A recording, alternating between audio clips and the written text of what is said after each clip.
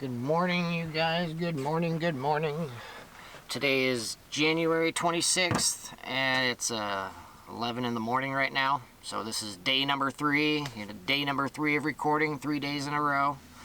I've already done my prayer, asking for, guidance as we continue forward with the story that I've been telling. So I've already reviewed the previous 5 hours. So, in my mind, I've reviewed what I've talked about, and I have an idea of, I've gotten my thoughts kind of organized on the direction that we're going, right? So for you as the viewer, if you are a new person and you just randomly clicked on this video because you randomly found it, or you're somebody who knows about my channel, but this is my newest video, and you've clicked on it because it's the most recent one, but you haven't watched my other videos, I'm just telling you that you need to get caught up first. You're behind. If you haven't watched all of my other videos, and more specifically you haven't watched the previous 2, you're behind, and you need to get caught up before you proceed forward. But if you're somebody who has watched it all and you're caught up and you're ready for the next few hours worth of information, well, this is where we're going. I'm going to be continuing from where we left off. So I don't really need to be getting into much of an introduction, because if you're caught up, you don't really need an introduction, because you know where we're heading, or at least I kind of let you know where we're heading at the conclusion of the previous video. So yesterday's recording, right? I guess the really only thing worth mentioning before we just jump in, for me, after I've reviewed these 5 hours, and if you remember, I've said I'm going to be speaking for about 6 to 10 hours. It might end up being like 15 to 20 hours altogether. And by the time you watch this, I'm telling you that right now it's January 26th. By the time you watch it, it might be the beginning of February or sometime in February before I'm actually even getting this uploaded. Right now, I'm in the process of trying to get all of my recordings done first before I shift gears and start going into video editing mode, where I start adding try to add as many visuals as I can to give you things to look at while you're watching me speak. Because I have boatloads of visuals that I could include. It's just, when it comes to video editing and adding these visuals, it's pretty time consuming finding everything that I want to use, and then it's also extra time consuming getting them incorporated into the video at the specific, when I gotta review, I gotta watch the videos, and I gotta make notes about when I'm talking about certain things, and then I have to go find these images and stuff that I have stored on my old computer or my external hard drives or my old telephone, my old cell phones, right? So I have to find all of these things, which takes quite a bit of time, and then getting all of that transferred onto my new computer. And then, like I said, I have to review all my videos, make notes on when I'm talking about specific things, and then I have to plug in those items if I can find them for you to look at. So there's a lot of moving parts when it comes down to the video editing portion. And by the time I'm actually even done recording, I'm going to have like around 15 to 20 hours maybe worth of video footage that I'm going to have to review, take notes on, and then get all of the visuals added to it. And then I'm going to have to turn around and get it all uploaded onto YouTube, and that could become an also very lengthy process. So I'm just saying, by the time you're watching this, well, another week or 2 will have already gone by. It might be February by the time you're watching what I'm presenting to you, but it's okay. I've already reminded myself to just take my time with it. There's no pressure, and I'm also aware as I'm doing my recordings, as I'm doing my recordings and I'm speaking out loud, I'm aware that both the good guys and the bad guys are listening to me speak. I've hinted at you as the viewer that I either have like microphones in my van, or microphone through my phone, and or people outside of me who have the ability to listen in some way, or maybe they have somehow figured out how to tap into my mind with some type of advanced technology where they can hear me. You know, it's essentially like getting remote vision, where they, you know, who's to say the bad guys and the good guys don't have not developed technology, which, you know, if this applies to me, it could apply to you, where I've said every single person in this world, we all carry our own unique biometric frequency. And if you think about all the cell towers that are out there and all these communication satellites, who's to say that, you know, here in 2025, you know, the military has not developed the technology to, you know, once they figure out what your unique biometric frequency is, they can implement some type of technology where they can literally gain remote access to your brain, where essentially somewhere there is somebody who can see exactly what you're looking at, like they can see through your eyes, and they can actually hear your inner thoughts. So this is a thing. If it applies to me, it applies to you. And where I'm going with this is, what I'm saying, by the time you're watching this video, whether it's in February or March when you find it, or later, you know, I'm saying, while I'm doing my recording right now, as I'm speaking here on January 26th, who is to say that both the good guys and the bad guys are literally listening to me speak like a live stream, and they know exactly what I'm saying, and by the time I'm done recording, there's a whole bunch of, you know, I'm already, by doing the recording, I'm essentially have already put things in motion. So these waves I've talked about are already in motion as I'm speaking about this stuff. What I'm telling you as a viewer, when I've told you, like, you know, in the first video, I said that these videos are going to create waves. Well, for you, it's important for you to understand that these waves are not getting created the day these videos hit YouTube. The waves are already in motion, and a lot of moving parts, and everything's already in motion as I'm speaking right now. So by the time you as the viewer are watching this, whether a week or 2 weeks or 3 weeks has already transpired, understand there have been a lot of moving parts and a lot of things happening before you even have access to this information. So that's the point of this. I'm always aware, whenever I'm doing my recordings, I am aware that both the good guys and the bad guys are listening. So by the time I'm done recording, they are already trying to figure out what to do about me. You know, the good guys, you know, their job is to always protect me. So, you know, they always got bodyguards and support around me. But out there, you know, beyond where I'm at geographically, around the state of Oregon, around the United States, around Canada, Mexico, Europe, Asia, all around the world, however this message is going out, it's just like this ripple effect that's going all the way around, right? So everybody is receiving this information at different times as this information is getting relayed to different parties. And so, yeah, I always have my support around me, but beyond me, there's a lot of bad guys out there. And so the good guys, you know, when I'm putting things in motion, the good guys are getting ready or already anticipating the bad guys to respond and try to do something. You know, I've already said the majority of the bad guys, they're probably already marked and tagged and identified and located. So when I'm putting these things in motion and the bad guys hear me talking about this and they start freaking the fuck out because I'm on camera talking about things that they don't want me to be talking about, so then they turn around and start talking amongst each other or texting or making phone calls or getting in their car and driving and meeting up with people because they got to figure out what to do about the situation because I'm making all of this public. Well, as soon as these bad guys start communicating or looking towards their friends, you know, those who are connected to their web, as soon as they start interacting with each other and communicating, and then they start plotting and scheming and trying to figure out what to do, well, they're already being monitored and observed, and it's just a matter of the when and where before the good guys decide to intercept them and round them up and take them into custody, or maybe it might. Sorry, he gets kind of noisy when he's spinning circles on this fabric, so I just pause on my talking.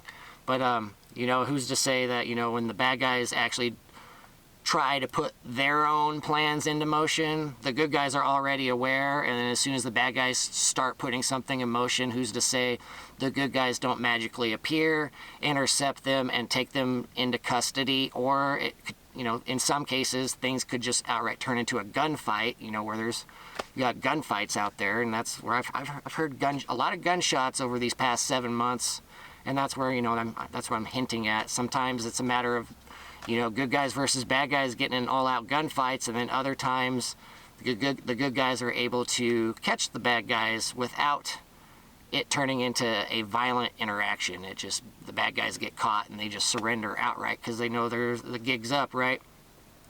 So for you as the viewer, again, as you're watching this, understand everything's already in motion. There's already a lot of stuff in motion. So just as you're watching this, be aware that everything's all in motion. And as you proceed forward, you know, if you're my friend and supporter, yeah, you know, enjoy the video. Just be mindful that your own thoughts are being monitored. They're always being monitored, just because that's just how this reality is working. But at the same time, if you're one of the bad guys and you're watching this video and you proceed forward, well, understand, my friends and supporters are out there whom you can't even see. They're monitoring your brain waves, and they can literally hear your inner thoughts. So even if you think that your inner thoughts are safe, your inner thoughts are not safe. That's the one place you thought that you could hide all of your most inner thoughts and secrets. Well, who's to say Heavenly Father, the angels have, you know, they have the ability to go directly into your mind, so they know exactly what you're up to, and it's just a matter of the when and where when they decide to come collect you or confront you or take you into custody or whatever. So proceed at your own risk with this own video. But again, if you're my friend, supporter, you're part of law enforcement or the military, come on in, man. Welcome, and enjoy the rest of the video, because we're going to be getting into the meat and bones of some really, you know, I'm going to be tying a lot of stuff together, not necessarily compacted in this next video, but proceeding forward, whether this video or the video after or 5 videos down the road, I'm really going to be getting into the meat and bones of what's been going on, and I'm not afraid of, you know, I'm from what's been communicated with me, I'm protected, definitely spiritually protected, and I'm prepared to die any day, because the bad guys have already made attempts on my life. So it's just a matter of time of whether or not the good guys are able to hold them off while I'm sharing the information, or if the bad guys can somehow breach through the lines and get to me, and then, you know, next thing you know, I might die. But so long as I'm still alive, I will keep going and sharing all of this. So, you know, you're a friend or supporter, just understand, so long as I'm still breathing, that's my mission. Overall, my mission is to get this full story told. I mean, I don't know how long it's going to take overall, but I'm in, you know, we're getting into it, all right? So just, if that's something you've been looking forward to, well, you can be happy to know that these things are in motion again. So, you know, I've made it as long as I have, and after the bad guys have made multiple attempts on my life, they've played their hand, letting me know that they're what they're up to, which just essentially gives me the green light to go for it. Well, if they're gonna try murdering me, well, I might as well give them a reason to try murdering me, and I'm just gonna start talking and sharing about my story that they never anticipated I would ever get an opportunity nor have the psychological ability to articulate this for you to learn about, right? So this is something pretty exciting for those of you who are on my side, that, you know, we've made it all, you know, this is a big team effort, you know, that we've made it this far, and now it's kind of where like a little bit like the table's kind of tilting a little bit, and the bad guys have had their time and opportunity to do what they've been trying to do, and essentially after all this time has passed, it's all their house of cards, you know, if that's an analogy you want to call it, like a house of cards, it's essentially crumbling down, or it's going to start falling down, right? So again, I'm not afraid of dying. I've already crossed over a few times, and I know what's there, and the entities that are on the other side, I'm on good terms with them, they're on good terms with me. So if that event arrives when I do cross over, it's not going to be like a big shock for me. Like, I'm not going to be freaking out about where I'm at or what's happening. It's going to be more like a reception and a reunion.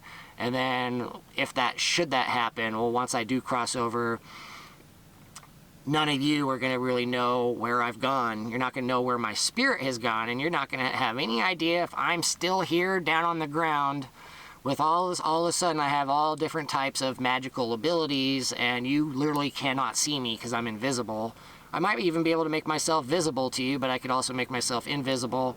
It's just a matter if you believe in God or you don't believe in God, and if you do believe in God, then therefore this should be something set in your mind that anything is possible. If you believe in God and you look around you and look at this creation, this environment that you live in, and you look at your life and be like, holy shit, this was all created by some type of intelligent design. Yes, it was. Or yes, it is. And which means anything is possible, which means the day that I die and all of a sudden you see my dead body on the ground, I'm not actually dead. Well, my avatar is dead, right? But my spirit is out there, which means you don't know where I'm at, nor do you know what I'm capable of. And if think about everything that I have in my brain, well, once I die, all of that comes with me. Who I've become and who I am and what I know, that comes with me. And I've told you about this web that's out there, this spiritual web where everybody's connected to each other. And so all the bad guys out there who are connected on if you could just change the frequency and look for one specific bit of information to find out, if you can find the frequency that all the bad guys are operating from, you can literally filter out everybody else to where you see nothing but the web that the bad guys are all connected to.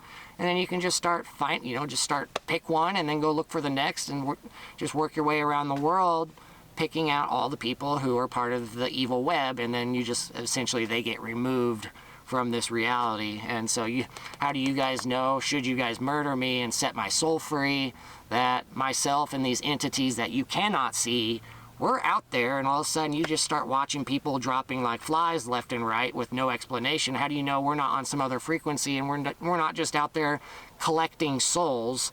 Those who fucking failed their tests, flunked their tests, they have no reason to continue being here.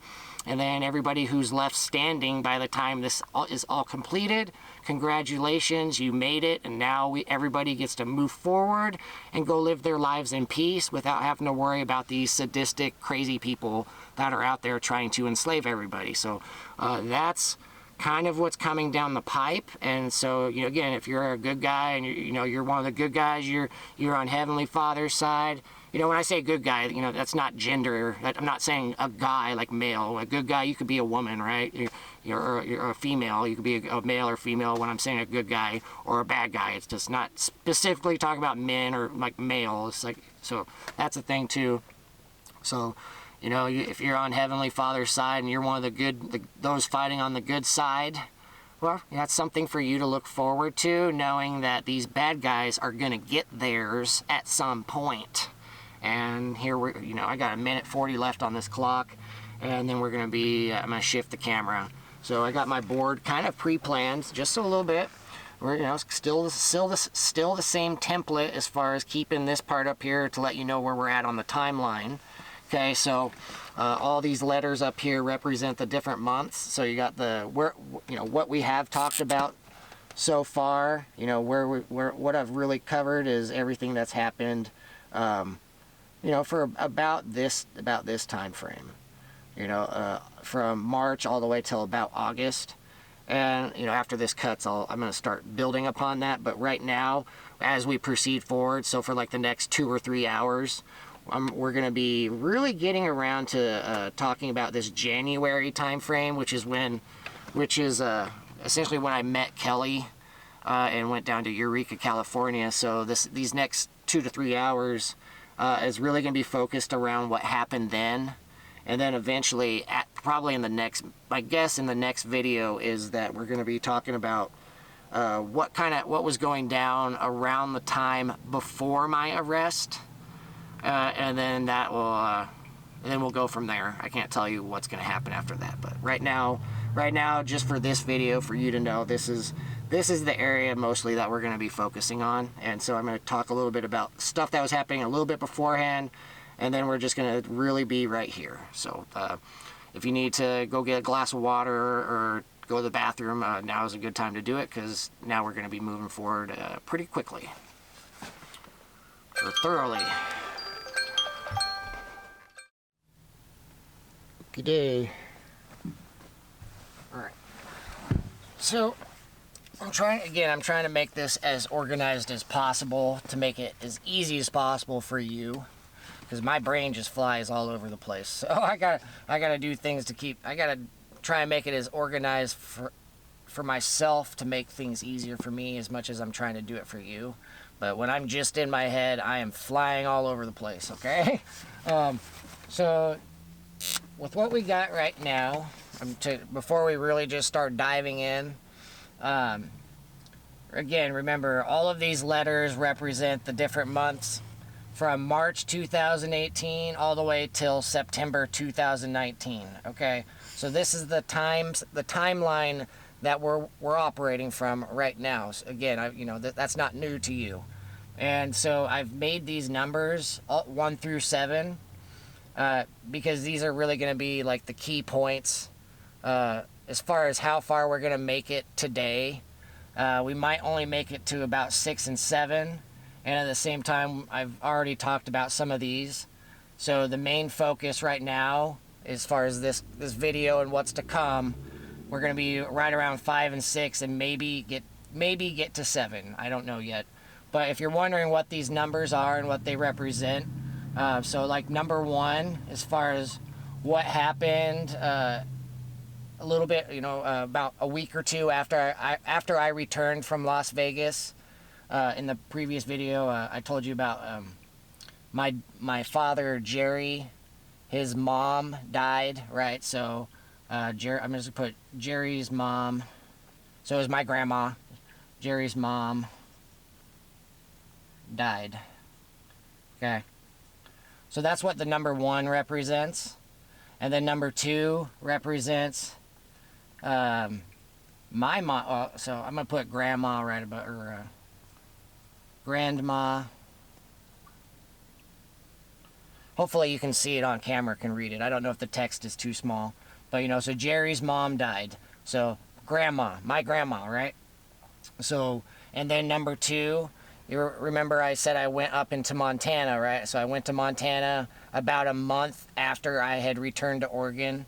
So it was like a week or 2 after I made it to Montana. My mom's dog died. My mom had her little dog euthanized because he had his back broken. I told that story in the previous video, right? So that's something that's, okay, so that's another death, right? So Marley died.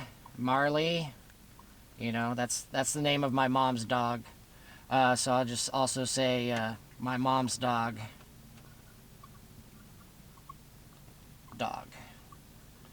So died. So Jerry's mom died, my grandma, and then Marley, my mom's dog, died. Okay, and then once I made it to Montana, when I made it to Montana, it was I don't remember the exact day or date that Joe died. He got, as far as I'm aware, he got murdered. As far as I'm aware, he didn't commit suicide. I'm saying that his suicide was staged as a suicide, but he was actually murdered, and the people who did the dirty work, they just staged the whole thing. That way nobody would become suspicious, okay?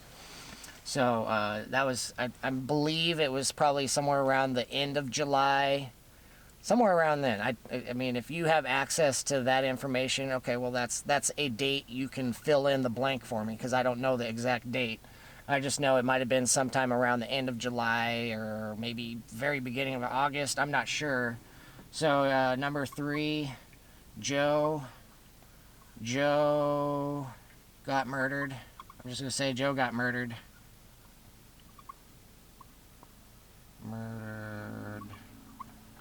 Okay. So that's number 3. And if you're wondering, so these are things I've already talked about, so I don't need to spend time on it, right? So if you're in law enforcement, you might have the ability to go look into these things a little bit deeper. But I'm trying to help you make connections and giving you pieces to the puzzle that you might not have right now. Okay, so those are things we've already talked about. And if you're wondering what number 4 is, well, after I learned about Joe's death through Dan. Remember, Dan is the one who told me about Joe's death. And I also mentioned that when Joe originally left Nevada and went to California, Dan told me a story about why Joe went to California, and he didn't even mention anything about Joe and him having any type of argument or any type of bad fallout or anything weird going on between the two of them. Dan had just told me that Joe went to California to see a girlfriend and spend time with him, or to spend time with her, and that Joe had left behind his dog for Dan to take care of. That was the original story that Dan told me before Joe had actually gotten murdered. And after Dan had told me that, I can't remember, maybe a few days later or within the week, Joe had contacted me and told me to stay vigilant. And then a few days after that, Dan contacted me and told me that Joe was dead and that he had committed suicide. Okay, so when Dan told me that, that was also around the time that Dan told me that Joe's house had been raided by either Las Vegas police or Las Vegas SWAT team, one of the two. And then that's when Dan told me about Dan signed a piece of paper which pretty much made Joe entirely liable for his entire mushroom and cannabis selling business, or his business for selling these alternative medicines and stuff. I mean, I don't know what else Joe was up to. That's not something I have access to. I'm just aware of his mushroom business. His primary focus was mushrooms, but again, I talked about cannabis, and I don't know if he was creating / dealing LSD at the time. I have no idea. I'd never touched LSD through Dan or Joe. That wasn't something I never even explored that or even asked the question about LSD.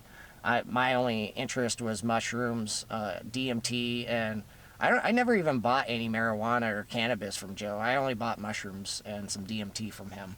So they had all of that stuff. Dan was literally connected with Joe and was helping him with the business, right? So Dan told me that he essentially walked free when Joe's house got raided, essentially by saying that it was all Joe, and that Dan was only at his house to watch after Joe's dog and just watch after the property. And so essentially Dan signed a piece of paper which allowed Dan to walk free without any type of consequences.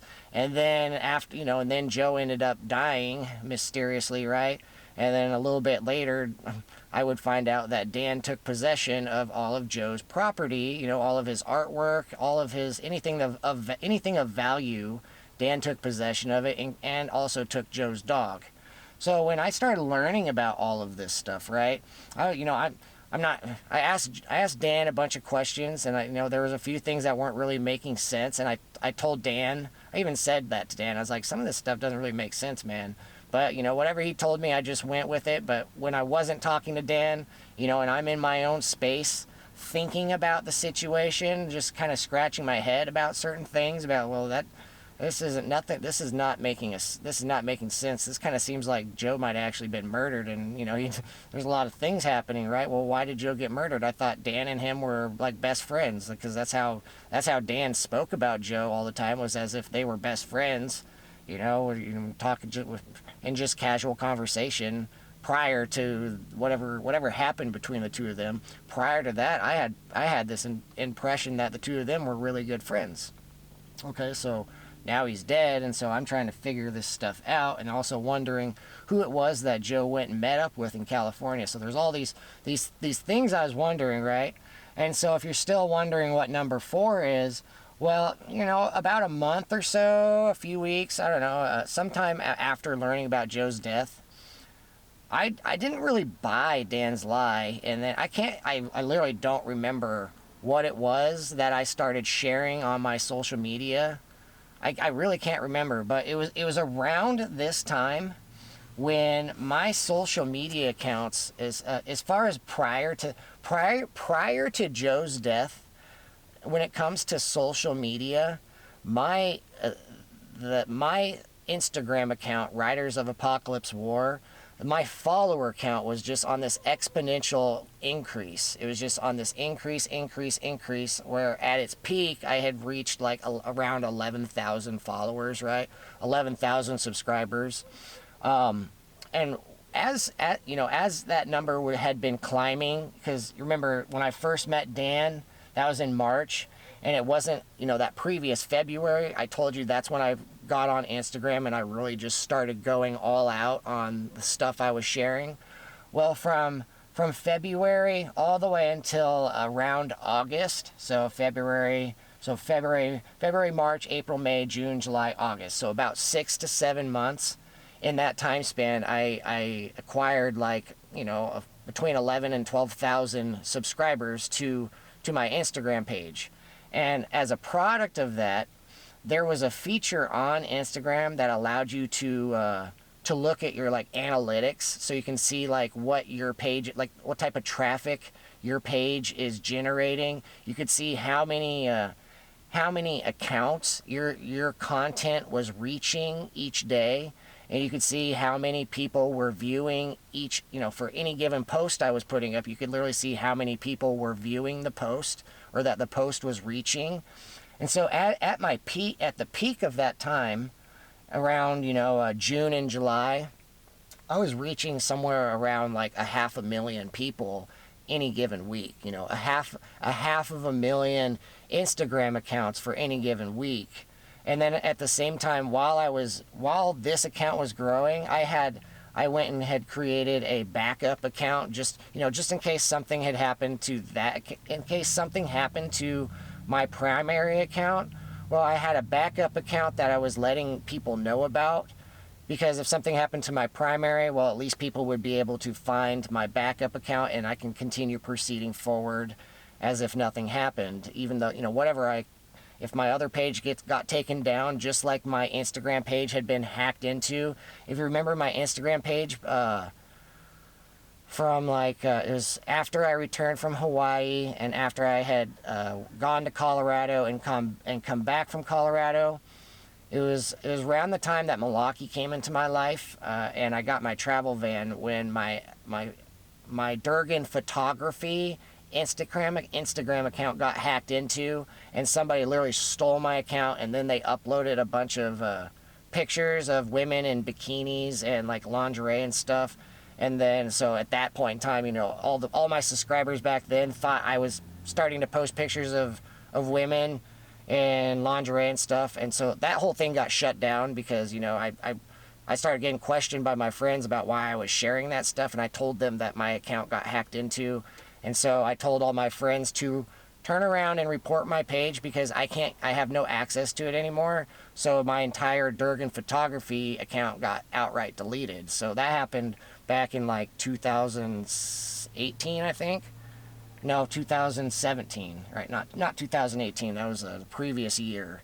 So that was after Milwaukee came into my life. So because that experience had happened, I was aware that it could happen again, right? So when I got Riders of Apocalypse War, that account going, when I started, when my subscriber count reached, over 10,000, well, around that time, I made my backup account just as in case something happened, right? And where I'm going with this is, I don't have any screenshots showing you what my peak traffic used to be on my original account. The only screenshots I could find is showing you the traffic I used to generate was a screenshot that I took around the time that Joe died. So when Joe died, on my backup account, I had taken a screenshot of my traffic where it shows I was reaching 250,000 people each week, and it was showing my patterns and trends and stuff. And then also in one of the screenshots, I'm going to attach them to this video, so don't worry about that. And one of the other screenshots shows the exact time when my traffic, literally all the viewers and everything I had been reaching, it essentially just was cut off, and all of a sudden I was barely reaching anybody at all. And so I have a screenshot showing that moment. So I'm just letting you know, number 4, I'll just say Instagram, say Instagram. That's essentially after Joe died, the voice and influence I used to have on social media, as far as being able to spread the message and help increase awareness of what's going on, and then at the same time start pointing out who I perceive is responsible and behind all this, right around that time, that's when my voice got shut off, where all of a sudden, rather than my message going out there, well, at that point, that's probably when Dan, Jerry, and Kelly probably started questioning whether or not I was actually going to eventually pledge allegiance to them, where they started thinking I might be going the opposite direction. So therefore, if they have the ability to shut off my voice on social media, that's exactly what they did. You know, I don't know exactly who did it, but somebody did it, and I have a screenshot showing the when and where of when that happened, and that was sometime between August and September. Instagram shut off. I mean, I wasn't shut off. My page was still active, but as far as the information I was sharing, people were not only were they were not seeing my content as I was sharing it, and then at the same time, this is when I started becoming aware that people were trying to message me, whether through direct messages like private messages, or they're leaving comments under, you know, anything that I had posted. They would like try and leave a comment. Well, their messages were getting deleted. Like there was times when I wasn't even receiving their messages.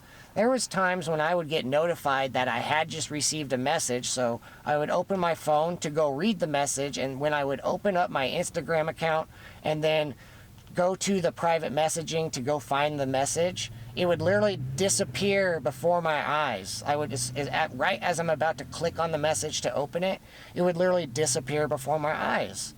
And I watched this also happen with comments that people had left. And it would happen sometimes when people would leave me a message or a comment, and then when I would reply to them, as soon as I left the comment or the message, it would disappear within a few seconds, and every time I tried repeating it, it would just continue disappearing. So this is when Instagram and social media, as far as my ability to communicate, shut off, you know, communication. I'm just put communication, shut off. Okay. I got 2 minutes left before the timer's gonna run out. So that's when, that's when, as far as my life, I'm not talking about social media, when my Instagram got shut off, this is when my life, as far as my ability to move forward in a healthy, productive way, it really just, I started going down like in a major decline, because it was, that's when just, it felt like I was, at that point it just started feeling like I was like talking to nobody, as if I was just speaking into thin air, or whatever I was sharing, all I was hearing was crickets. And then whatever noise, whatever communication I was receiving, the only communication I was receiving was coming from the negative side, from the bad side. And everybody that was communicating with me, I'm not saying everybody, but a large percentage of the people who were communicating with me, it was nothing but people talking trash or threatening me or trying to tell me that they're concerned about me and my mind, and wondering if I need mental help and stuff. So I was being gaslighted beyond belief. Just the amount of gaslighting that I received was fucking off the charts. Like, and at that time, I didn't even know what gaslighting was. That was not, back then, I had never even heard of that term as I know about it, what it is now. But back then, I was being gaslighted beyond reckoning, with everybody trying to take me off course and get me to stop talking, get me to stop asking questions, and pretty much just put my head down and shut the hell up, because there's things that these people don't want everybody else to know about, which is essentially, what I was dealing with back then, as far as why my Instagram was shut off and my communication was shut off, is because I knew things, or I was suspicious of things, where if I continued asking questions and persisting, it was going to lead to me at some point becoming arrested, which is eventually what happened. But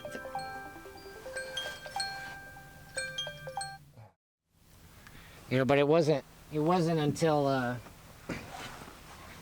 you know, when they shut off my Instagram account back in August 2018, you know, it was essentially, they gave me like, it was like 12 months of them doing everything in their power to try and get me to shut up or try and manipulate my perception of reality to where I stop asking the wrong questions, right?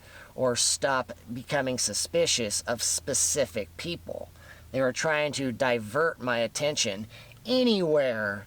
If they could divert my attention anywhere but on the individuals whom I was focusing on, that would have satisfied them. If I was entirely distracted with random conspiracy theories, and that's where I would put all of my time getting, you know, and by talking about conspiracy theories, I get all of you worked up about things that are happening out there, but whether or not they're even true, you know, by the bad guys diverting my attention on things that might not necessarily be the source of our problem, anybody who was listening to me, sorry, noisy truck, anybody who was listening to me, I would therefore divert your attention away from them too. So that's what the bad guys have been so stressed out about and have been so, you know, sending all of these gang stalkers and having all of this negative energy coming after me, is essentially to try and divert my attention away from those who are actually pulling the strings and are responsible for a lot of messed up stuff that is happening. They don't want to be exposed. Not only do they not want to be exposed, they do not want to be held accountable for all the messed up stuff they've done.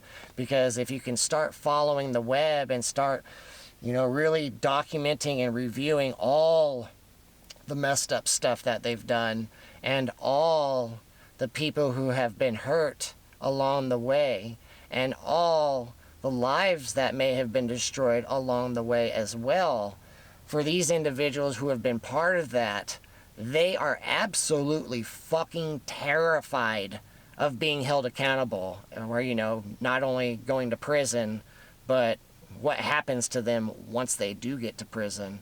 And at the same time, now that they're aware that Heavenly Father is alive and that, you know, the archangels and guardian angels and warrior angels and all types of entities that belong to the heavenly realms, that they're around too and that they exist and that they're down, a lot of them are down here on the ground with us, but however, they're operating from different frequencies.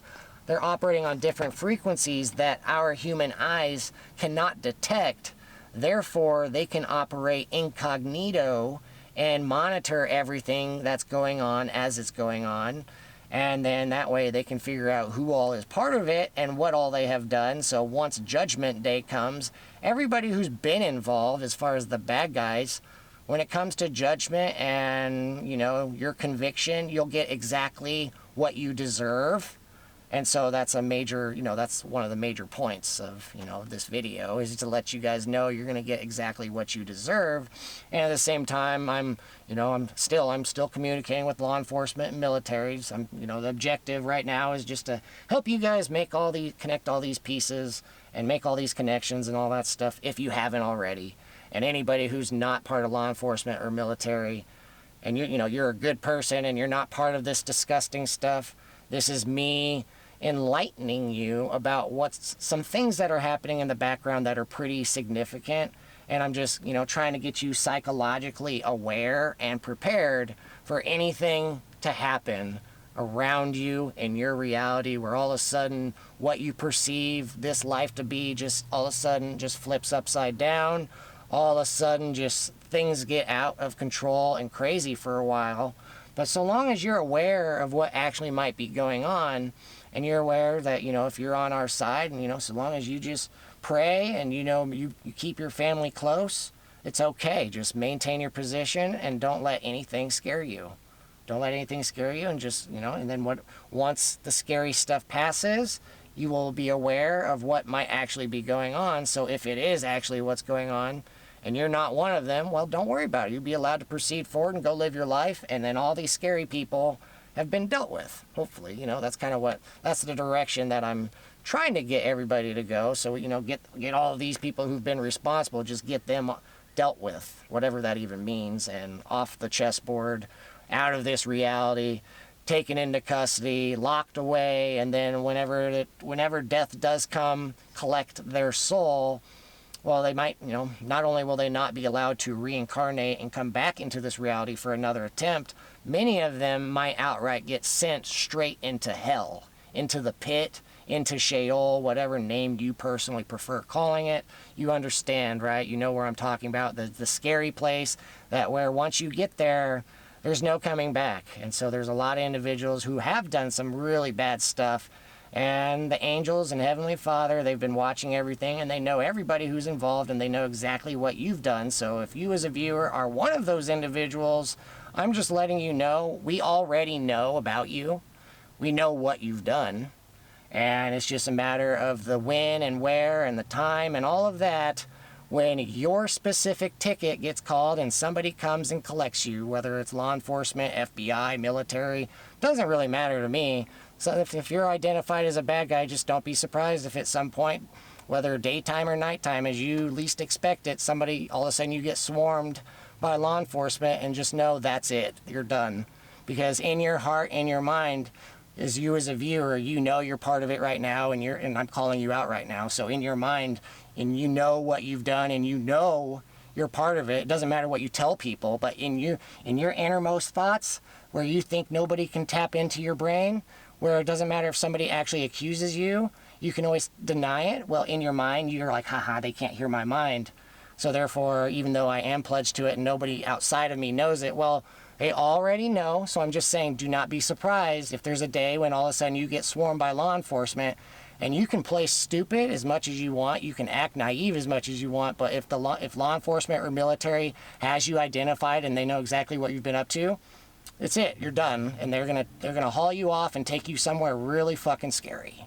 So and then once you're there, that's it, and you're never gonna see a sunset again. Essentially, you're never gonna breathe fresh air again. They're gonna take you somewhere very scary, and that's where you will reside until you take your last breath. And then when you do take your last breath, and you cross over to the other side, Heavenly Father and Archangel Azrael, other different types of entities, they will be waiting for you to collect your soul, where they will then haul you off and put you through some portal or throw you into some hole where you fall down into the pit, into hell. And once you're there, that's it, and you're not coming back. So for you as a viewer, if you are somebody who has been part of it, and you're somebody who has been involved with trying to have me murdered and disappeared, I'm just letting you know, Heavenly Father and the angels know.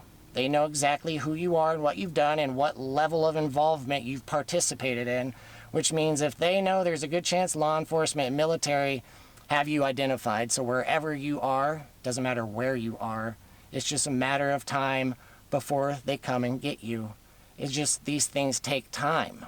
And so depending on, just depends. At some point they're going to come get you. So you can, whether you shut off the video now or you keep listening as I continue moving forward, you can be paranoid as fuck as much as you want to. I don't care. You sealed your fate. Congratulations. I would slap you on the butt and kick you forward into their custody if I could. Be like a big slap on the butt and a fucking gold sticker I'd put on your chest and just push you forward towards law enforcement and let them take you exactly where you belong for all the bad stuff you've done. And just know that is it for you. And whatever, as far as sunrise and sunset, that's essentially the last, whatever is the last beautiful sunset that you can remember, that's the last sunset you'll ever have in your mind. You'll never have a time where you can just go outside and enjoy a beautiful sunrise or sunset, because wherever they take you, you're never leaving. Okay, so I told you once upon a time, a few videos back, that I was going to tell you about hell and what's down there. Well, I haven't got around to it yet, and I plan on talking about it at some point. But right now, just with what I told you, might actually scare the fuck out of you if you are amongst the guilty parties.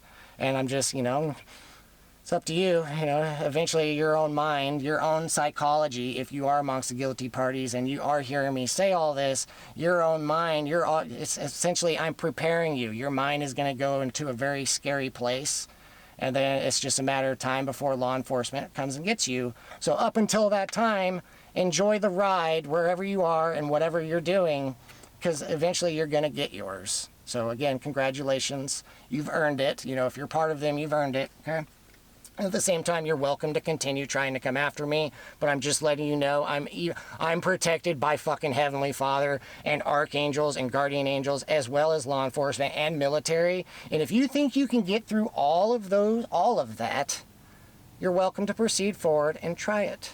And I'm just telling you, even if you do succeed at fucking shooting me and you see me drop dead, I'm not actually dead. At best, you're just setting my soul free where I'm no longer in my avatar. At worst, even though you shoot me and you see me flatline and bleed out, I might just actually come back alive, and then at some point I'll just get up like you never fucking did anything to me, and then after whether a few hours or a few days, I'll be moving around like it never happened. So you're welcome to continue trying to come after me, but I'm just letting you know you're putting a lot on the line by coming after me rather than focusing on what you got going on and figuring out how you're going to escape this trap I have just put you in.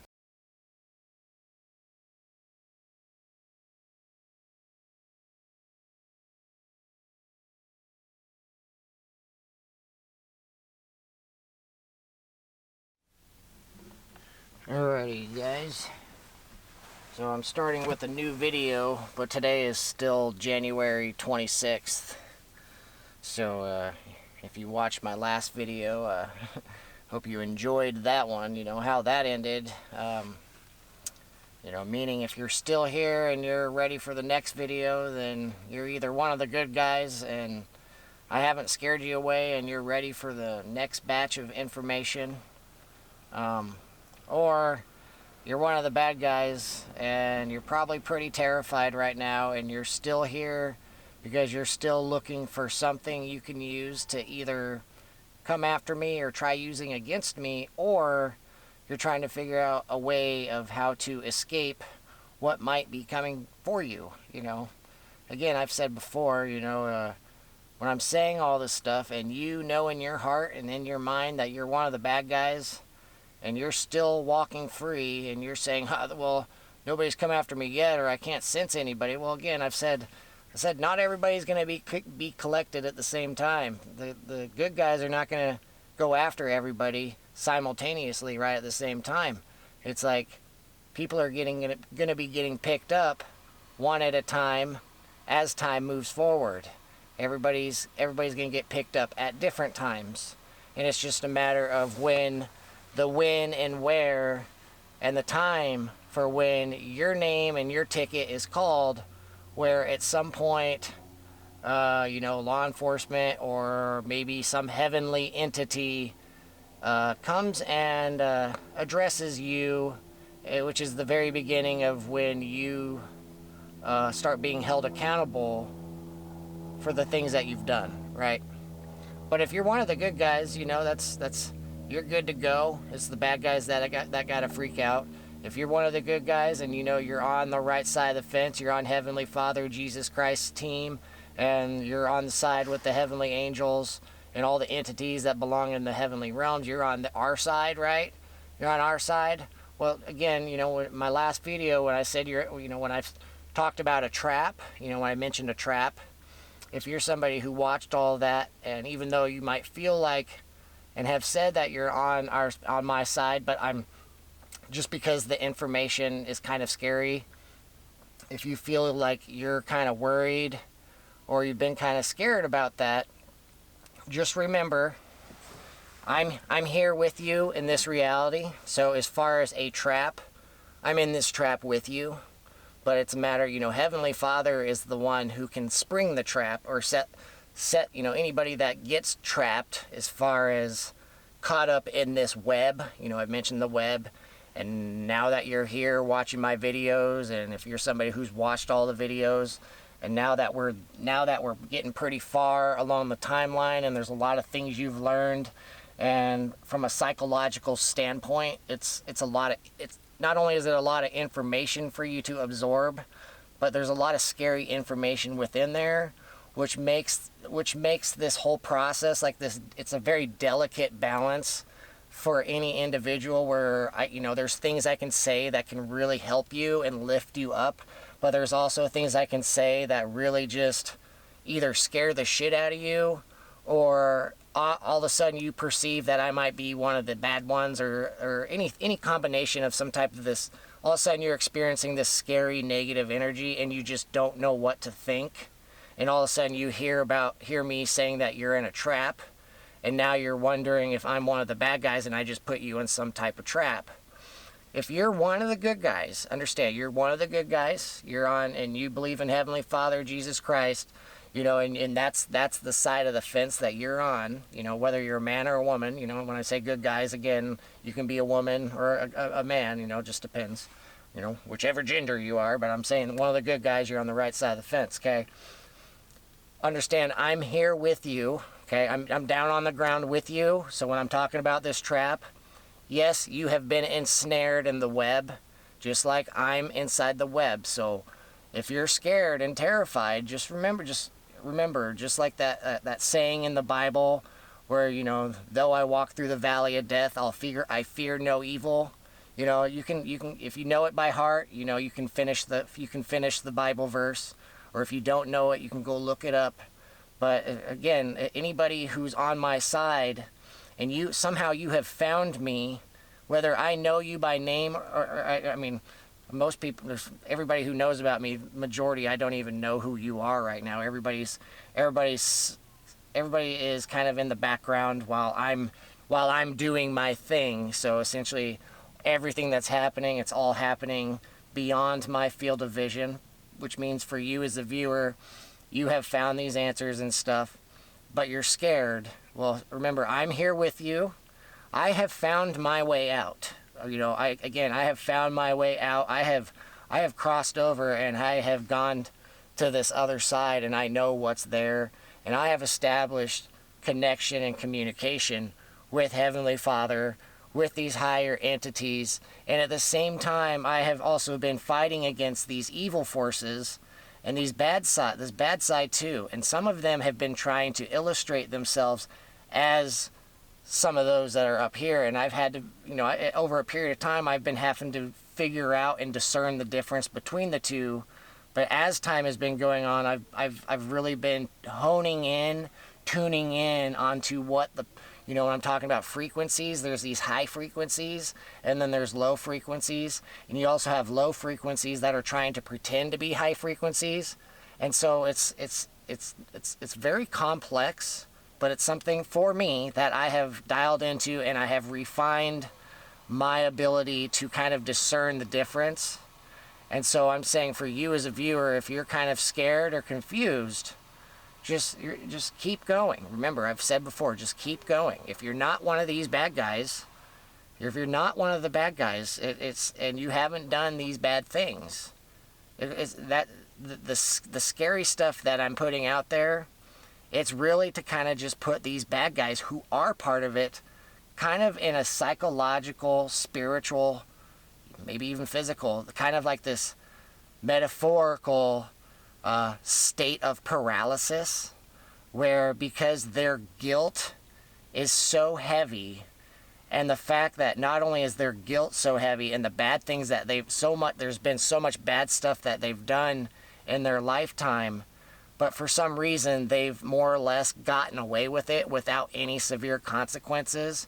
But now all of a sudden they're finding out that they are never going to walk free from judgment, where I'm saying at the end of the ride, for any given individual, we all die, right?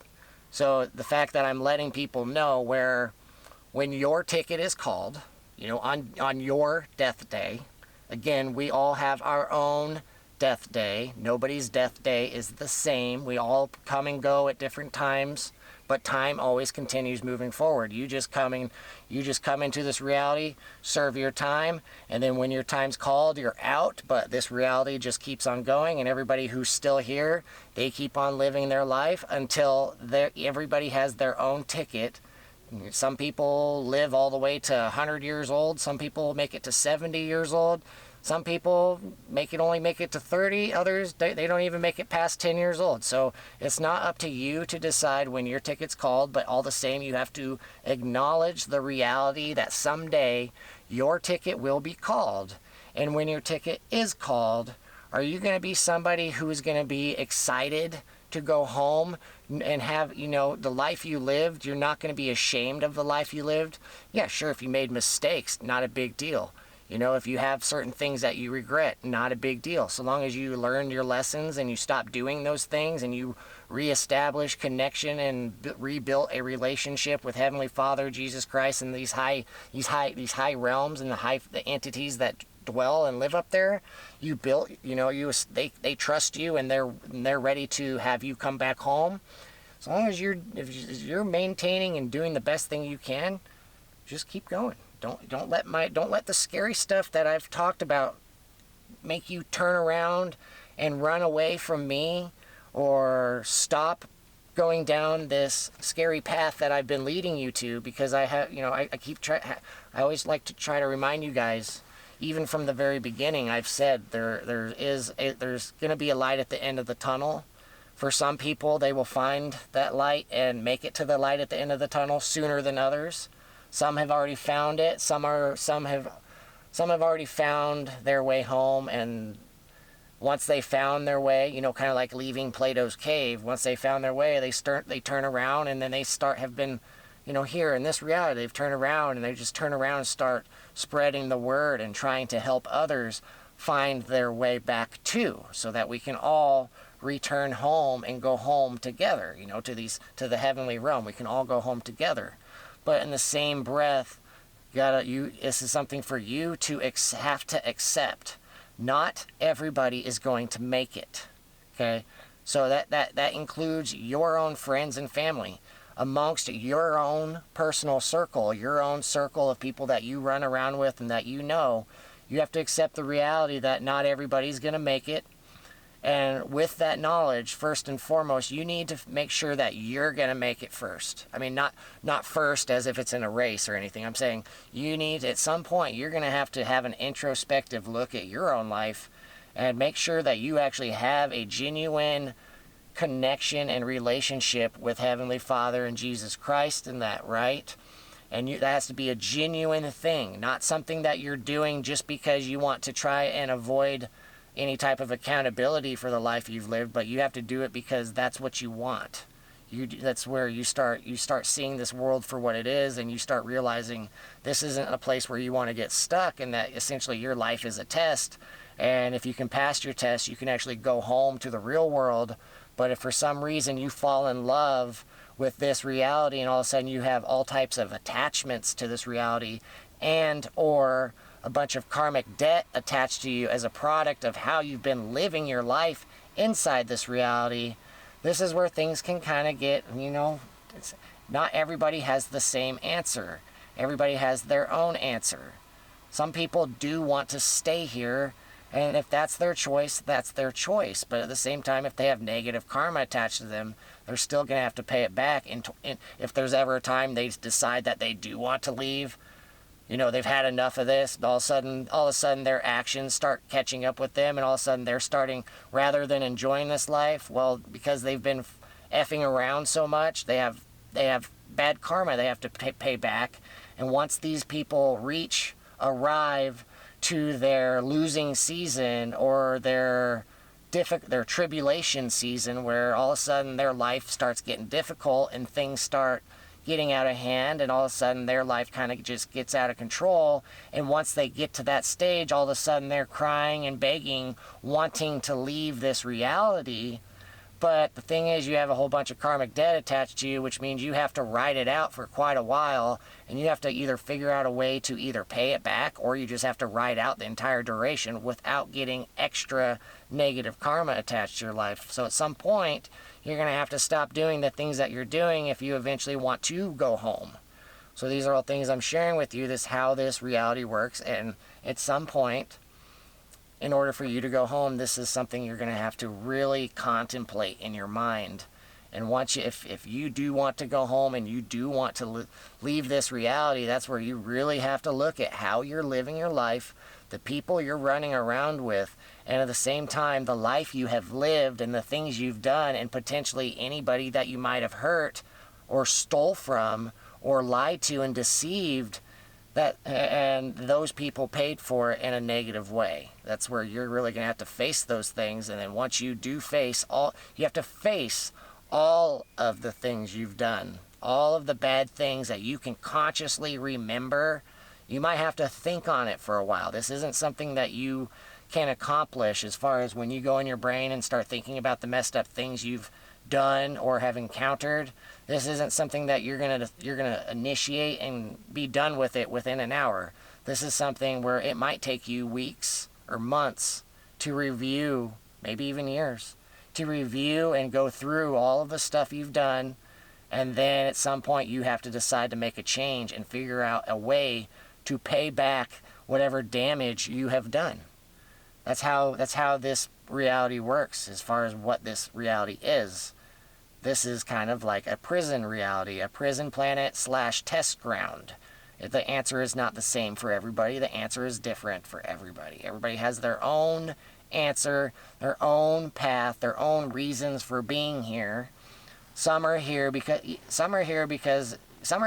almost as if they are enduring multiple life prison sentences, while others are here almost as if this is kind of like their first time, like they're new souls. They're kind of down here, they're brand new to this reality.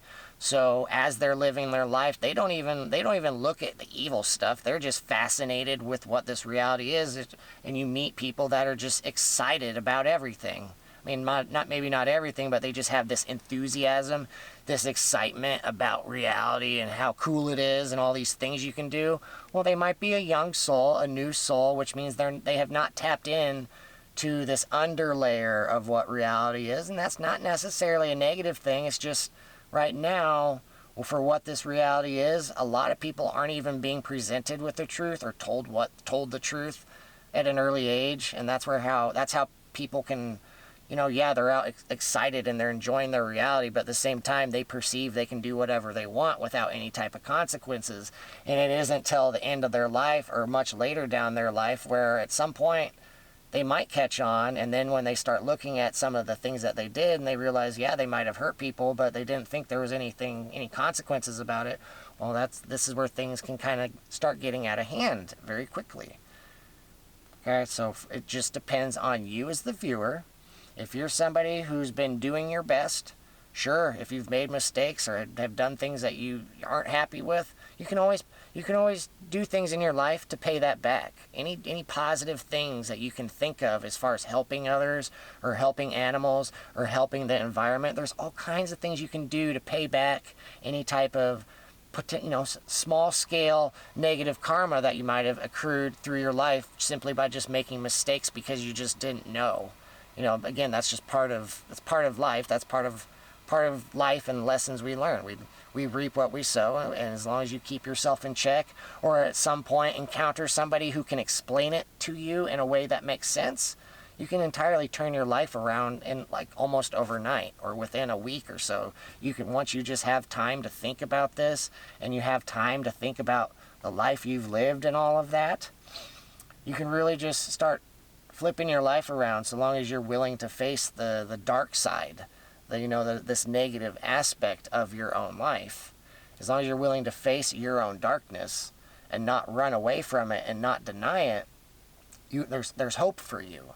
There's hope for you to see the light at the end of the tunnel, where you can eventually find your way back home.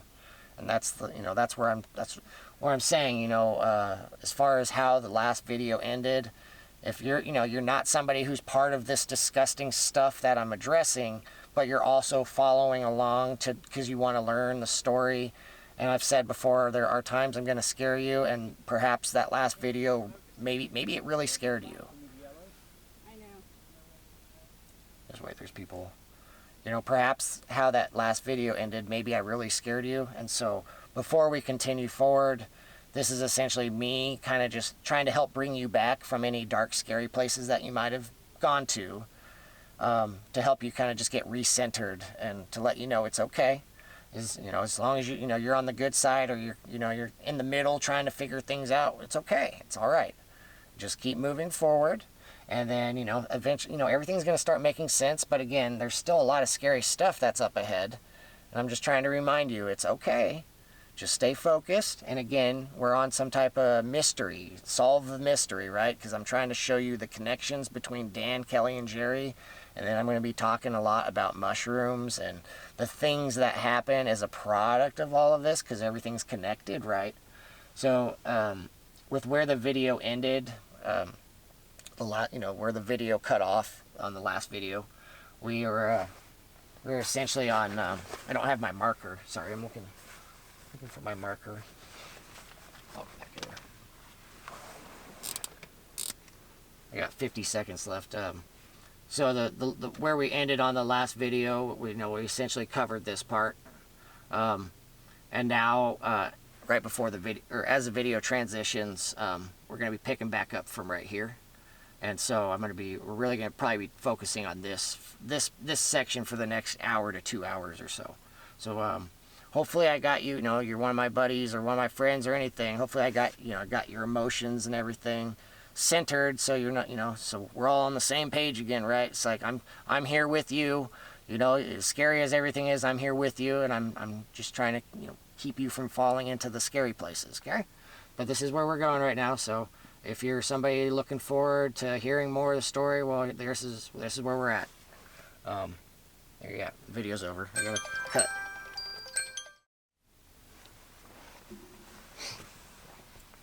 All right.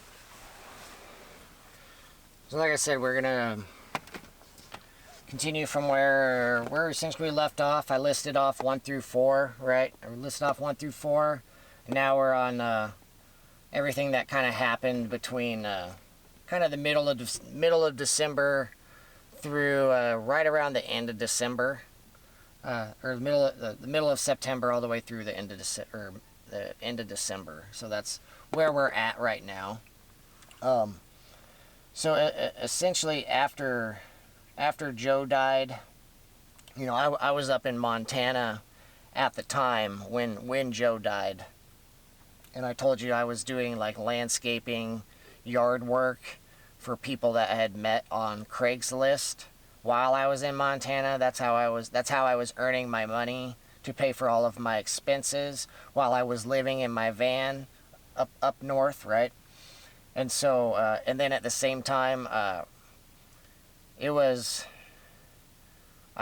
told you I had like between $400 or $500 stolen from me by Robert and Lexi, and that money that they stole, that Lexi stole, it was like, I think it was like a week or two after that event where she stole the money. That's when Joe died, right? So there was a lot of crazy things happening right then. And after she stole my money, and then if you think about, I told you we went on this road trip all the way to Minnesota and back. Well, between the money she stole and the fuel expense of driving across multiple states and back, that took a pretty good chunk out of the money I had earned that summer. I mean, that summer, when I tell you I was working, I wasn't working like long hours. I wasn't working full time. I wasn't even working for, as far as how much I was charging for an hourly rate, I was charging much less than what I should have, so I wasn't making nearly as much money per hour. On the good side, it kept me busy as far as always having some type of work. But on the bad side, I didn't make as much money as I could have. Either way, I made enough to cover all of those expenses, but when I got back to Montana and Lexi and Robert took off with the money that they took, I still had some money left, but I had to get back to work, right? So essentially, after Robert and Lexi disappeared for like the next, I don't know, 2 or 3 weeks, I stayed in Kalispell and did some more yard work, maintenance type stuff, where I kind of just rebounded my, kind of rebuilt my bank account a little bit. Not too much, but a little bit. And the money that I did make, it was enough to get me back to Oregon.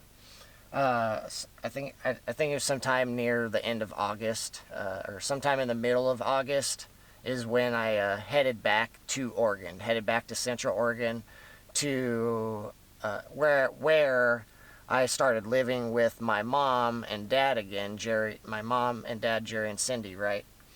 And one of the key things as far as why I chose to even go back to Central Oregon, of all places, well, if you've heard me mention before that I had found a seasonal job hanging Christmas lights for the holiday season, so I'll probably attach some pictures of some of the jobs I did. I ended up doing photography of a lot of the jobs we did, where we did some pretty cool projects as far as decorating trees, live trees, and going all out with Christmas lights for commercial businesses and residential houses and stuff.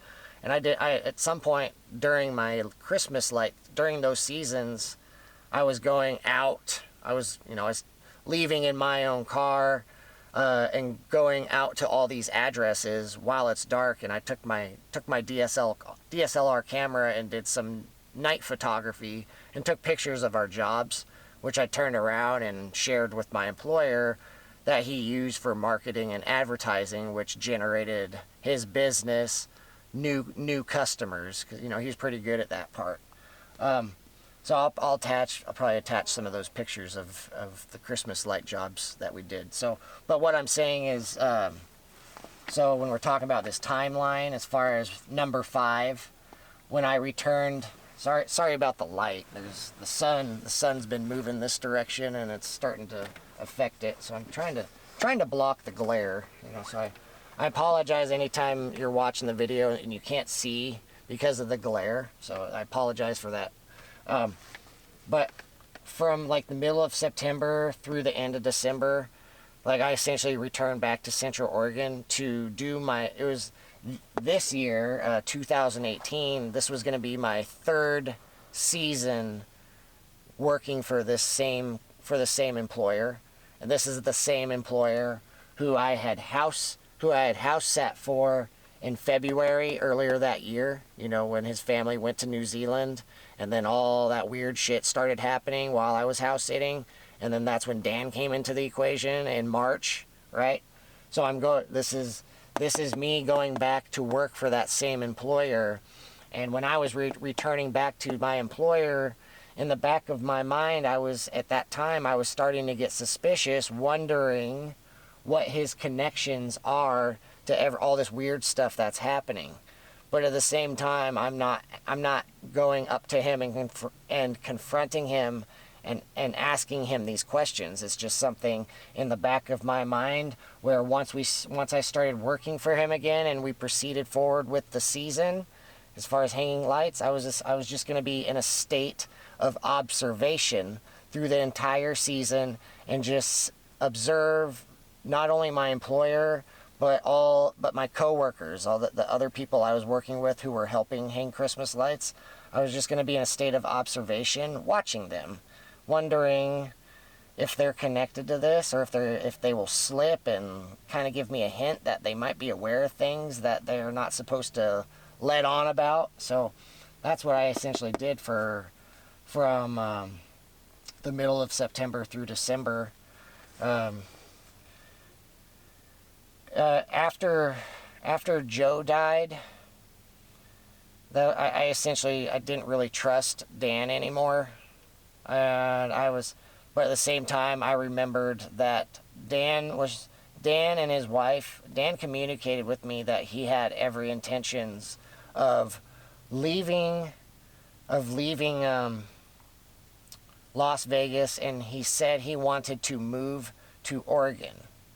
Okay, so he said he wanted to move to Oregon, and he was just looking for the right place to make that, you know, if he's going to move to Oregon, he was establishing he needs to make connections with people who do live in Oregon, where at some point he will meet the right person that will have a property that Dan can essentially uproot from his house in Vegas and literally move directly to somebody that was ready to receive him in Oregon.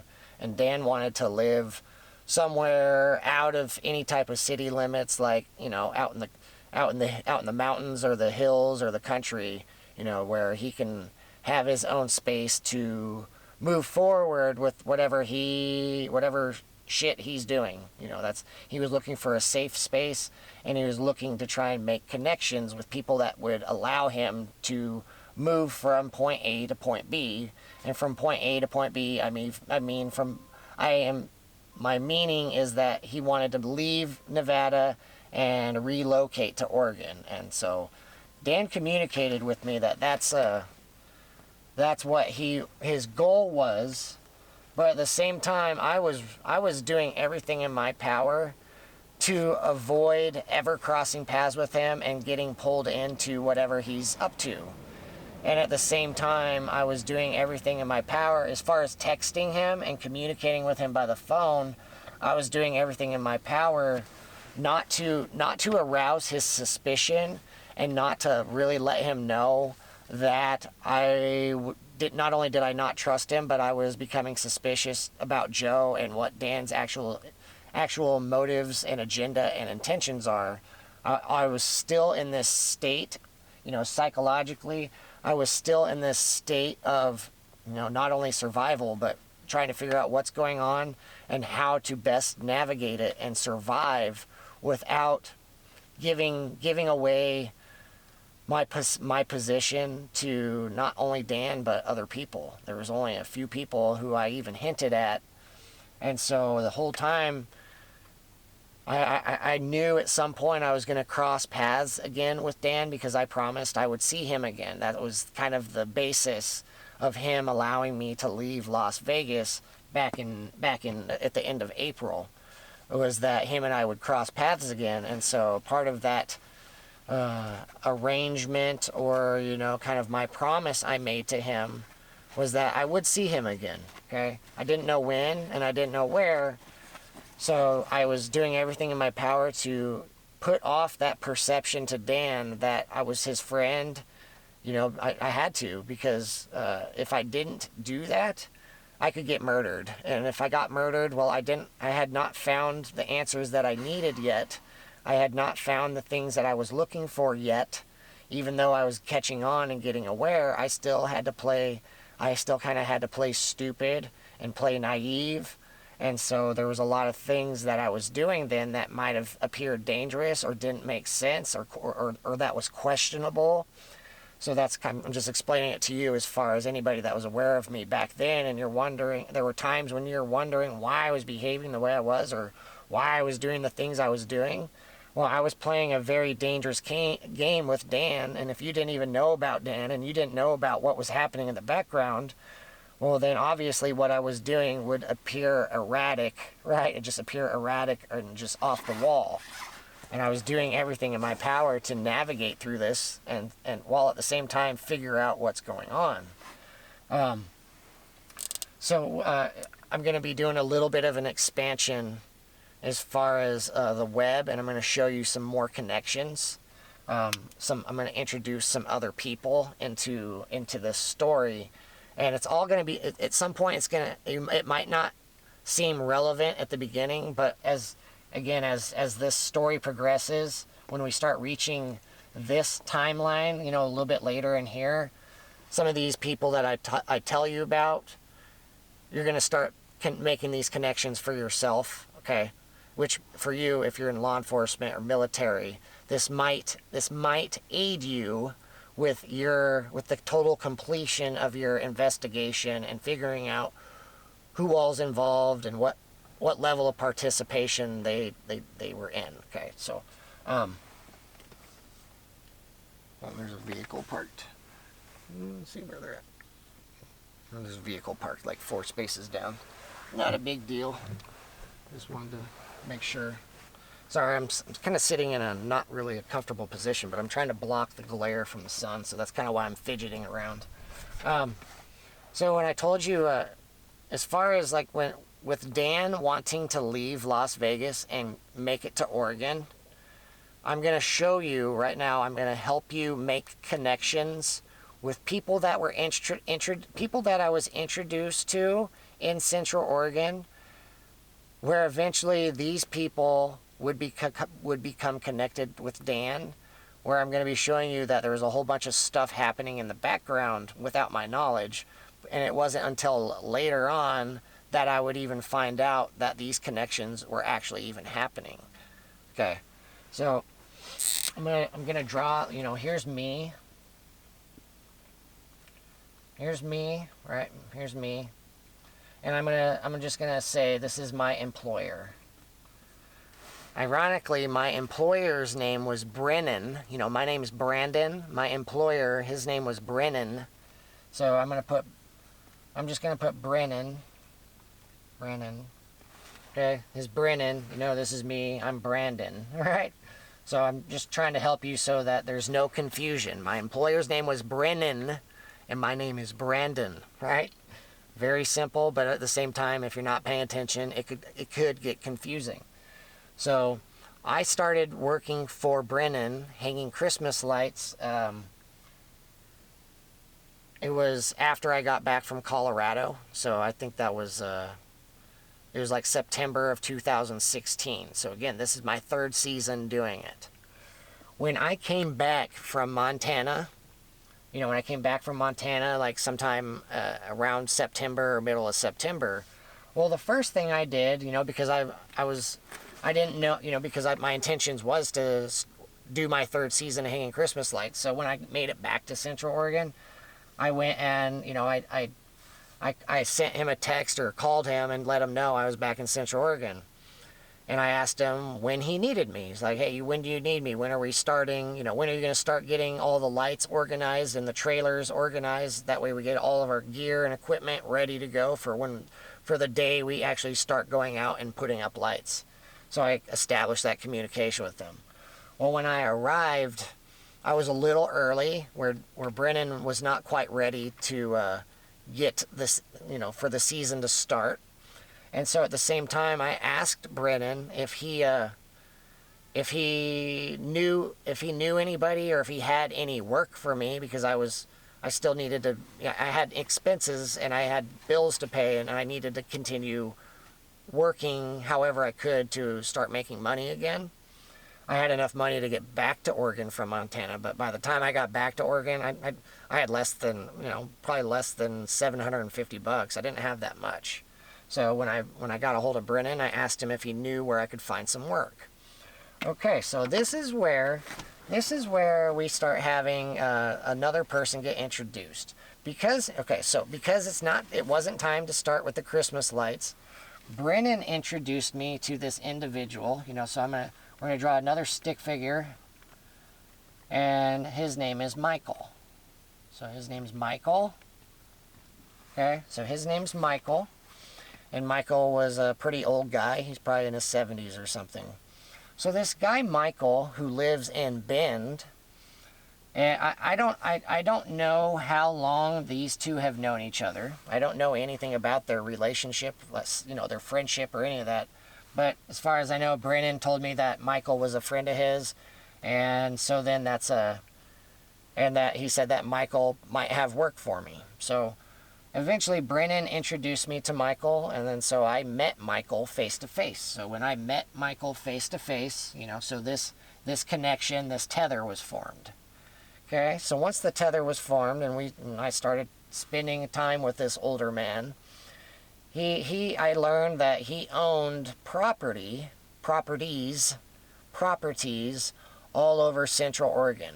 Not just Central Oregon, but across, not all over the place, like in different parts of the different states, different parts of the country. He owned all types of properties. Beyond that, I have no idea as far as what his background is. So this is when Michael gives me the address for one of his properties where it's like on the outskirts of the city limits of Bend. So on outside of the city limits of Bend, and he tells me that the at the property it's on like a pretty big little spread of land, just this open it's like unwatered pasture. So what used to be grass was now all dead, and there's just nothing but dead sagebrush and just stuff that needs to be dug out. So Michael tells me the address to go to this place, and so I ended up meeting him out there. He introduced me to the tenants of that address, and then Michael starts pointing out things he would like to have done, and then he asked me what my hourly rate is, and then he's like, okay, these are things I need done. Work as long as you want, and then at some point hit me up, and then I'll pay you. Okay, cool. So I started working for this guy, Michael. Okay, I remember I still have some pictures. I have some pictures of some of that work I was doing, and from my cell phone. If I can find them, I'll attach it into the video. But I'm just pointing out how these connections were made. So not only did I meet Michael, but I worked for him for a little while. Okay, so I started working for him for I think like a week or 2 weeks or something, just doing random stuff. So therefore I just kept making some money.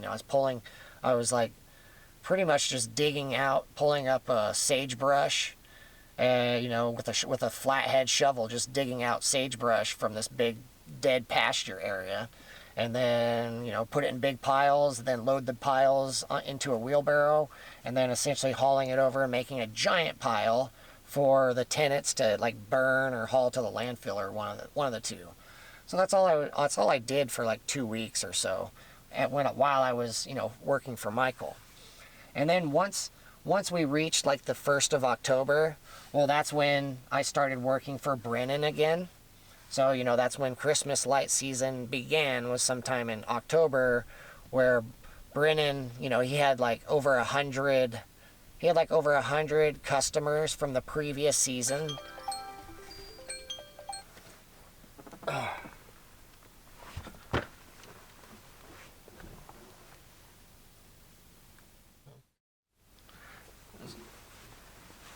So my employer Brennan, he had essentially like more than 100 customers from the previous season / seasons. He'd been in the Christmas light business for like I don't know, around a decade or longer around Central Oregon.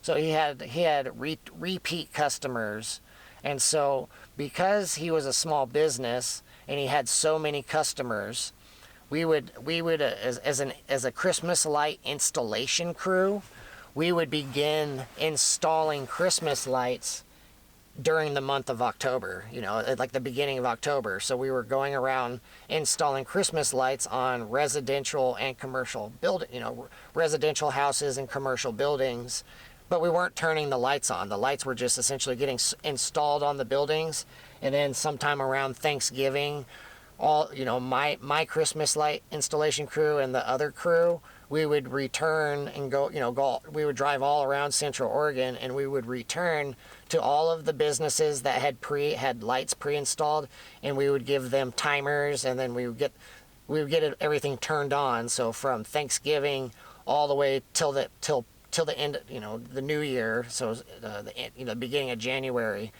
everybody's Christmas lights were all put on timers, and everything would turn on, and the customers really wouldn't have to do anything. The lights were up, and then after the new year, we would return and take the lights down and haul the lights away, and everybody has their own custom boxes with their own unique lights, and then when you show up the next year, everything fits perfectly.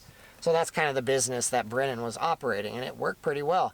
I made pretty good money doing it, and for the first 2 seasons, I really enjoyed it. But the 3rd season, right here, because of everything that happened during these 1, 2, 3, 4, 5, 6, during like a 6.5, 7 month time span, a lot of crazy stuff happened in that. So when we talk about my 3rd season, I didn't really enjoy it that much. And then I was becoming very suspicious about Brennan and Michael and what they're up to. And part of where Michael's really going to be coming into the equation is during those 2 weeks that I those 2 weeks that I spent working around Michael, well, there were days where Michael was just hanging out at the property while I was working. So there was a few times where, yeah, I was there to work, but there was also times where him and we would just start chatting, like we would just be bullshitting about things, random stuff. Well, when I mentioned that Michael had a bunch of properties all over the place, was as soon as he mentioned that he had properties all over the place, Michael also mentioned having property down in like southeast Oregon. So I become aware that Michael had a vacant property down in southeast Oregon. So as soon as he mentioned that, all of a sudden Dan, the thought of what Dan shared with me just popped in my brain. All of a sudden just this energy started flooding my mind, telling me, maybe if I, telling me to bring this up to Michael. This energy just started hitting me, telling me to let Michael know about Dan, and just, tell Michael is, nothing but good stuff about Dan. That way, if Michael does have a vacant property, maybe I can introduce Michael to Dan, and then those two can work something out, okay? So I'm telling you, once Michael communicated with all of this to me, I'm telling you, some energy started hitting me, telling me to tell Michael about Dan and get those two introduced. So what I'm saying is, once that energy started hitting my brain and all those thoughts started running through my mind, at some point I did tell Michael about Dan. And I tried to tell Michael as much good stuff about Dan as I could. But at the same time, Dan only shared so much. So as far as the violent background that I had learned about Dan, I didn't know if that was like Dan, the life Dan used to live when he lived in California. I didn't know if the Dan that I had met in Las Vegas, I didn't know if he was somebody who had kind of turned over a new leaf and was not involved with that level of violence anymore. I'm not saying Dan wasn't connected to some messed up stuff then and there in Vegas, but I didn't know to what capacity Dan was still continuing to be violent, nor I didn't know what type of criminal activity he was up to in the background. Either way, this energy started telling me to put this in Michael's ear as far as introduce Dan to him, as far as letting him know about Dan, and that I know somebody that wants to move to Oregon from Las Vegas. Okay, so that all became a thing. And then when I did tell Michael about Dan, Michael was receptive to it. He was receptive to me telling him about Dan. And then at some point, I believe I don't know if I gave Michael Dan's number, or I asked Michael if I could give Dan Michael's number and tell him that it was okay to call Michael. Something along those lines. I was trying to get Michael's go-ahead as far as the two of them being introduced over the phone, right? So that got established. So once that got established, as far as putting that idea in Michael's brain, that was around the same time that's when I started doing my Christmas light season. And once I started working with Brandon again, I never saw Michael again. I never even crossed paths with Michael again, as far as what I can remember, not until sometime in the middle of December. And I'll bring Michael back into the equation. But these are things that you just need to know about, as far as I'm trying to talk about things in chronological order on this timeline. Well, with where we're at right now, this is a connection you need to know about. So when I told Michael about Dan, and then after I talked to Michael about it, and Michael gave me the go-ahead, well, I turned around and got a hold of Dan and told Dan about this person named Michael who I just met, and that's when I told Dan about this property in southeast Oregon that Michael had told me about. And I was like, Dan, if you're interested, you can talk to this guy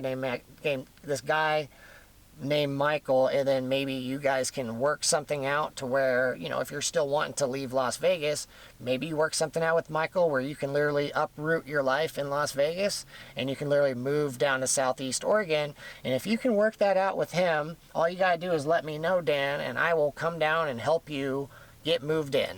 It's essentially that.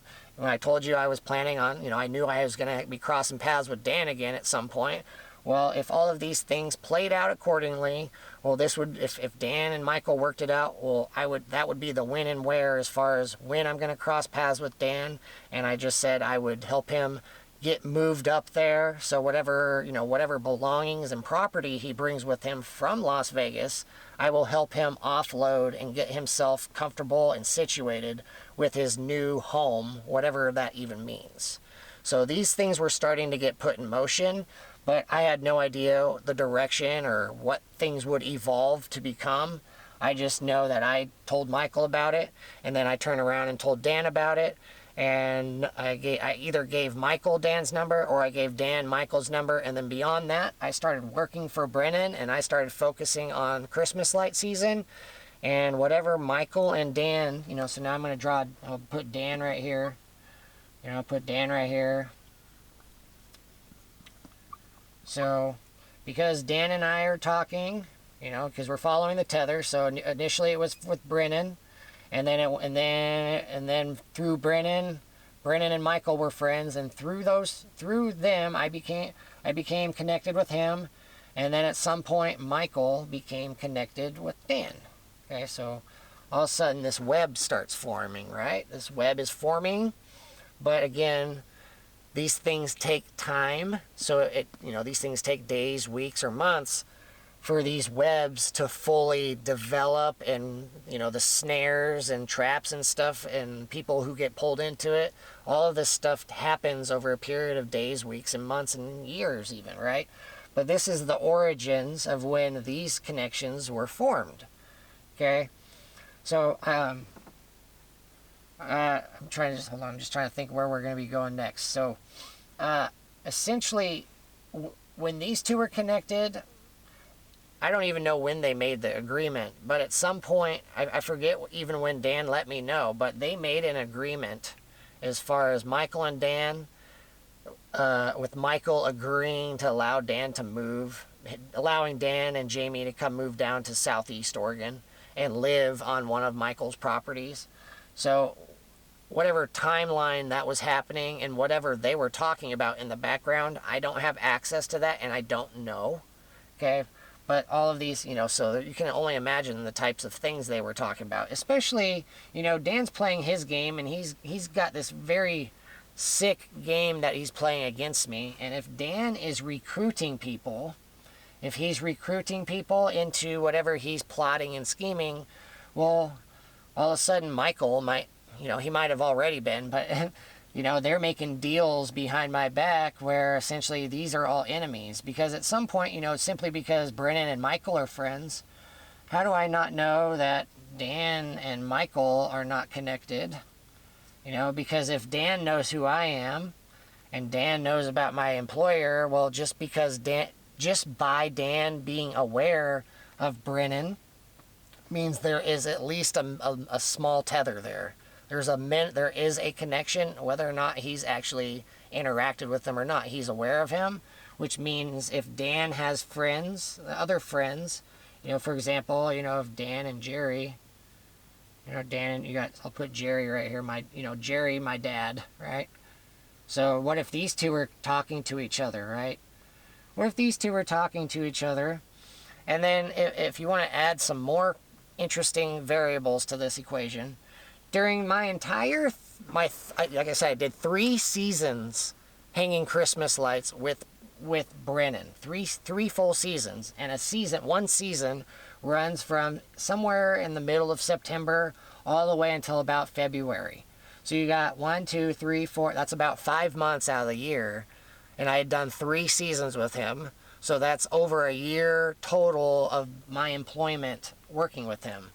And during my time working with Brennan, as far as I'm aware, my dad never asked me questions about my employer.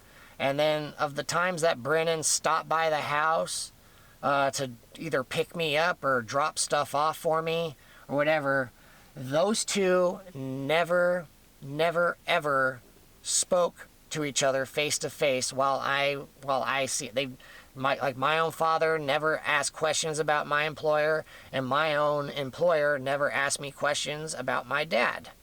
It was almost like they didn't even acknowledge each other's existence, even though I was working for Brennan and I was living with my dad and my mom. So I had all these messed up stuff, all this messed up stuff happening in the background, and at the same time, my employer and Jerry don't even acknowledge each other, so therefore neither of them are acknowledging this messed up stuff that's happened in my life. But how do I not know that Brennan and Jerry are not communicating with each other through text messaging or through other people? There's this big relay network where there's people communicating with each other. And what if my entire reason for working for Brennan, when I applied for the job and got hired, what if I got hired because somebody came along and told Brennan to hire me, and then therefore my employer and all of the people that work for Brennan, they were essentially keeping tabs on me in different ways, and then they turn around and report to different people as far as they're spending time with me. They're gauging where my mindset is and what I'm thinking about. That way they can try manipulating me in different directions. So these are all different variables that are all happening while I'm just trying to hang lights and make money, but there's all this fucked up stuff happening, and there's these connections that I'm not really sure about. Okay, so then at some point, you got Brennan and Jerry that might be connected, and you also got Michael. And because Michael owns all these properties, I start, in the back of my mind, I start asking, in my mind, I'm asking these other questions like, wow, Michael has all these properties. Well, he must be pretty wealthy. And I'm like, and then I'm wondering, well, who is Michael? What has he done in his life to earn everything that he has acquired, right? So these are things I'm thinking about as I'm monitoring and observing all of these moving pieces. It wasn't until I think middle of December when I found out that Michael was like engaged or married or dating a billionaire, some woman who lived down in I think it was Santa Barbara, somewhere down in Santa Barbara, California. Michael was either dating or married or engaged to some billionaire.